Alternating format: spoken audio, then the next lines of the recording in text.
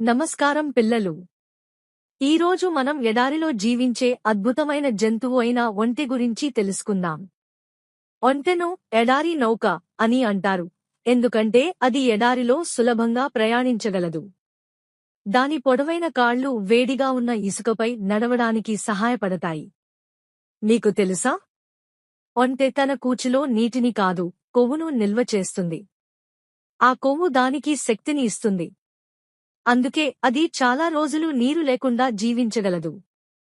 ఒంటె ఒకేసారి చాలా నీరు తాగగలదు. అలాగే దాని కళ్లకు పొడవైన రెప్పలు ఉంటాయి, అవి ఇసుక గాలిలో నుంచి కళ్లను కాపాడుతాయి. ఒంటెలు చాలా సహనశక్తి గల జంతువులు.